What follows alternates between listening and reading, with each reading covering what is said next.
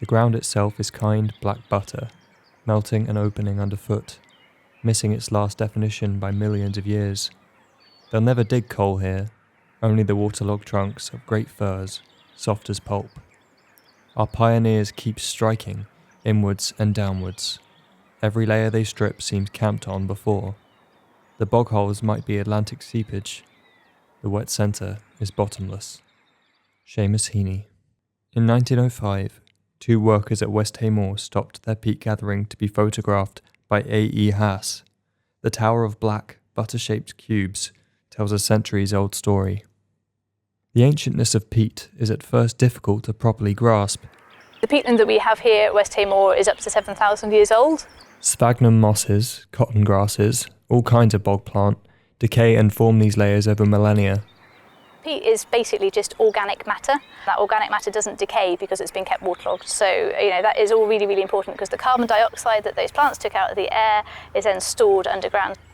A millimetre takes a year and a metre takes 1,000. Deep peat, anything over 50 centimetres, contains layers and layers of condensed history. Like a living fossil bed, it holds on to our natural past. This is a history intertwined with exploitation. These landscapes have been drained for agricultural use and harvested to heat homes. Chipped into remnants, great scars have opened to reveal the damaged earth. The 2 peat gatherers in Haas's photograph represent a fragment of West Hay's history, and of a national history. Further afield, on upland moors, another threat has loomed over the peat. Driven grouse shooting. Once the preserve of a few wealthy men, the mid-19th century saw a boom in popularity of the sport. To create the ideal conditions for grouse shooting, landowners burned peat in huge, scarring swathes. Viewed from satellite imagery, the scale of the destruction is overwhelming.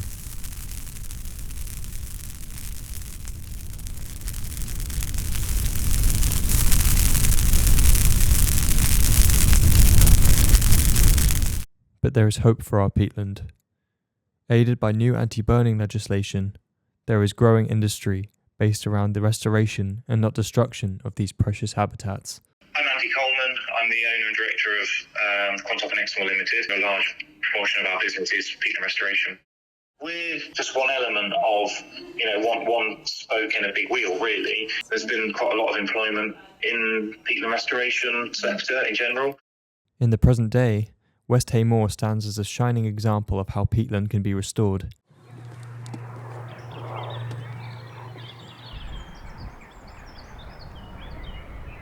My name's Sian Russell. I'm the Peatland Partnership Project Coordinator for Somerset Wildlife Trust. The Trust bought the first area of land here in the 1970s, and through that time they've watched the climate, weather patterns change.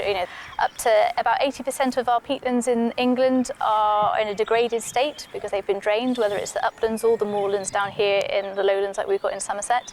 This particular area where we're in here was actually surface stripped mechanically in the 80s and the 90s, and that actually has affected the vegetation. So in this particular area we have these kind of strips of rush and reed.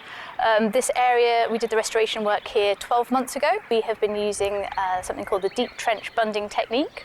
And so we've had some excavators on the site, and they basically peel off the top layer of turf, put it to one side, and then in a line they dig down a trench through all the dry degraded peat on the top to the wetter putty peat underneath, and they flip it over in the hole and they compact it back down in the hole, blocking up all of these underground drainage weeps and seeps that allow the water to escape.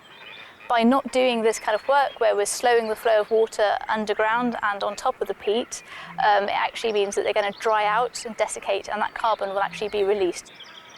It's taken thousands of years to establish that layer of peat, and we've spent thousands of years being very inventive in burning and draining and cutting peat and extracting minerals. So we're very lucky here actually. We've got a network of dip wells that have been out on the site for the past few decades, and one of our volunteers actually comes out once or twice a week and basically dips them and has a look. A lot of people think that peat in compost is a done deal. It shouldn't be there anymore, but actually it's not been legislated against yet. Madam Deputy Speaker, Somerset is one of only 2 counties in England where peat extraction still takes place.